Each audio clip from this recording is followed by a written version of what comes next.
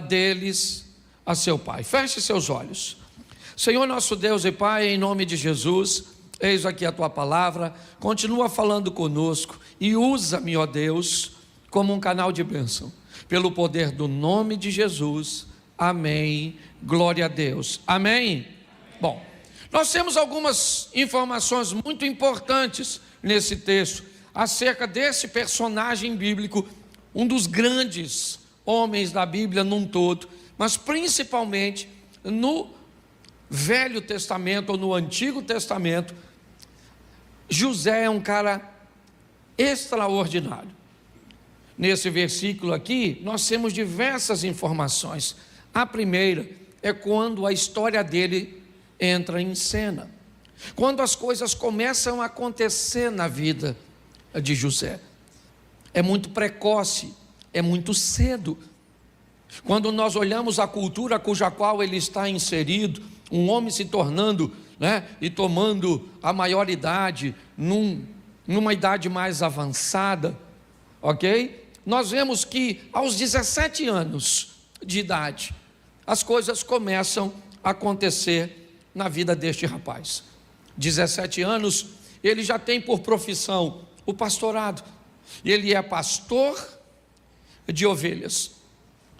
É importante observarmos que nessa ocasião, ele é o filho mais novo, ele está ao lado das referências, seus irmãos todos mais velhos, encabeçados por Rúben, certo, que é o primogênito de Jacó. É importante entendermos que José já nasce num ambiente estabelecido, e ele não é muito bom. Nós vemos esse texto terminar que há uma má fama, há um comportamento incorreto. Esses rapazes não seguem as instruções, eles não cumprem os protocolos estabelecidos por seu pai, tanto nas orientações de seu pai, quanto na obediência a Deus. Ou seja, a história de José, ela talvez esteja bem colocada hoje para nós, onde as coisas estão começando cedo demais, onde cedo demais precisamos tomar as responsabilidades de nossos atos, talvez não as obrigações, mas inevitavelmente vocês têm que lidar com as responsabilidades das ações. As referências estão aí, é importante você olhar isso, e cabe a você definir o que você vai copiar, o que você vai modelar, como você vai se comportar, porque as referências estão aí, boas e ruins, perto e longe, sempre estiveram. É importante você entender que esse camarada é o filho mais novo, que está olhando para uma equipe de nada mais, nada menos, 10 irmãos, ele é o 11º, Benjamim ainda vai nascer, e Diná, uma menina. Então 10 rapazes precedem José, com um comportamento incorreto, com uma postura que não é das melhores, influenciando um garoto ainda em formação, de 17 anos, trabalhando junto com este garoto. Ou seja, José, ele vai conviver neste ambiente de corrupção, neste ambiente tóxico, com 17 anos de idade. Talvez isso deformaria você, talvez isso criaria problemas para você, mas para ele não. Ele conseguiu sobreviver às referências negativas. Porém, José não é perfeito como ninguém. José tem uma postura que talvez não seja uma postura muito legal. É muito legal nós falarmos da má fama dos outros, mas neste versículo eu também encontro algo que me dá direito a não falar tão bem de José assim, a sua postura de denúncia. Nesse texto nós já vamos começar a descobrir que os irmãos também têm motivos para não gostar dele, porque ele é alguém que leva a fofoca, ele é alguém que leva informações negativas. Eu não vejo em nenhum texto bíblico que este garoto de 17 anos tenha confrontado seus irmãos pelo comportamento negativo. Talvez porque não se sentia em autoridade, eu entendo perfeitamente. Mas ele vai para casa e conta para seu pai que seus irmãos estão com comportamento incorreto. Então, diga-se de passagem, os irmãos de José não precisa que ele sonhe para ficar com raiva dele. Às vezes nós olhamos para alguém contando uma história a nosso respeito, ou a respeito de alguém, e nós não paramos para pensar que por mais certo que alguém esteja ao olhar alguém fazendo uma coisa errada, nós precisamos também dar uma olhada na nossa postura no que diz respeito a isso.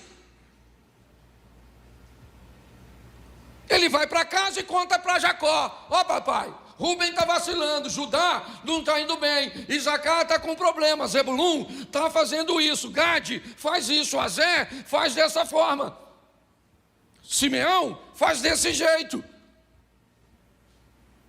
Então pare e pense. 17 anos de idade, um menino trabalhador, é verdade. As referências são seus irmãos, elas não são boas, e sua postura é uma postura de denúncia. Ele é aquele tipo de gente que não aguenta ficar quieto se vê alguma coisa de errado. Não tem nenhum problema nesse modelo, ô denunciante. Só não queira a admiração dos outros quando você expõe o problema das pessoas. Tá certo? Não estou dizendo que você está errado de falar. Eu estou dizendo que não vão te apreciar. Então pare de querer que as pessoas gostem de alguém que fale o que os outros. As pessoas estão preparadas para ouvirem o que quer e não o que precisam. Quem fala para o outro o que ele quer ouvir provavelmente vai ser muito amado, mas quem fala para o outro o que ele precisa ouvir pode saber que não vai ser amado. Pastor, o que você está querendo dizer? Que eu tenho que ver as coisas erradas e ficar quieto? Não, você tem que continuar denunciando, mas ser maduro o suficiente para saber que as pessoas não vão gostar de você e pronto. Isso torna você uma pessoa bem resolvida. Eu faço desse modelo, certo? Faço com amor, com respeito, mas eu denuncio, ok? E se as pessoas não vão gostar de mim, elas não vão gostar de mim por uma postura cuja qual eu aprovo em mim. E se você não precisa da aprovação dos outros, não se preocupe com a crítica deles. Se preocupe com a crítica daqueles cuja qual você precisa de aprovação. Quando nós olhamos para isso, é isso que vemos. A história dele vai piorar um pouco neste versículo. Capítulo 37, verso 3. Dá uma olhada no texto. Israel, seu pai, Jacó, vamos colocar assim, para ficar mais fácil de você entender. E Jacó amava a José mais do que a todos os seus filhos, porque era filho da sua velhice, e ele fez uma túnica de várias cores. Preste atenção. Os irmãos dele já não gostavam muito dele, por quê? Porque ele fazia, pode falar? Isso, fofoca. Só para você não esquecer. Depois você troca outra mensagem quando você for falar para alguém. Senão você acaba fazendo fofoca do José. Certo? Mas os irmãos não gostavam dele porque ele falava dos erros dos irmãos. Mas esse texto piora. Além de levar a má fama dos irmãos para o pai, José tem algo nesse texto que dói demais. Aliás, duas coisas. Primeiro, a atenção e o amor.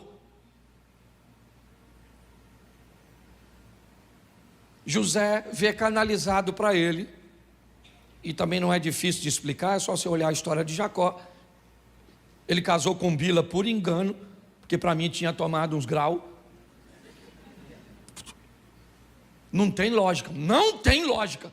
O cara trabalha 7 anos para casar com a dona, Enfiam o outro na tenda e ele não vê? No mínimo 7 anos trabalhando no dia da festividade. O cara tá doidão, maluco. O vinho era permitido, símbolo da alegria. Ele falou: meu irmão, depois de 7 anos trabalhando para pegar essa dona, eu vou comemorar. Encheu a cara. O sogro malandro trocou a mulher, pegou a Raquelzinha e tirou de cena e enfiou a Lia. Tinha um olho para arquibancada, outro para geral. Lia era meio bagunçadinha. E ele casou com ela por engano. E eu fico me perguntando como é que um cara... Ela não era nem irmã gêmea. Como eu disse, não é tão difícil de entender se você olhar. Mas tinha algo que era horroroso. Aqui, Jacó deu a José algo que nenhum de seus irmãos tinha. Preste atenção. Seja franco, por que você acha que Caim matou Abel? Você acha que Caim matou Abel porque Deus não aceitou a sua oferta? Não.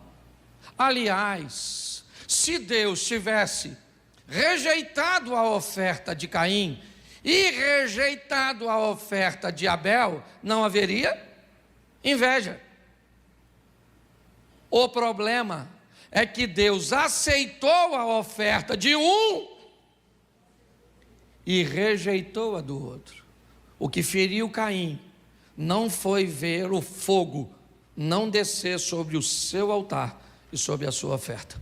O que feriu Caim foi ver o fogo descer na oferta do Abel. Preste atenção aqui, gente. O tempo inteiro você vai viver uma vida onde pessoas têm coisas melhores que as suas. Elas podem comprar num dia o que você não tem dinheiro para comprar uma vida inteira. Pare para pensar. Maturidade, controle, relacionamentos fortes com quem? Com você mesmo. É o meu propósito hoje aqui. É mostrar a você que a dor dos irmãos de José também foi muito estabelecida pelo pai, que literalmente deformou seus filhos, literalmente feriu seus filhos, quando demonstrou preferências por um deles, quando começou a dar a José coisas que seus irmãos não tinham. E agora ele era o único cara que andava com uma túnica diferente, mais bonitona.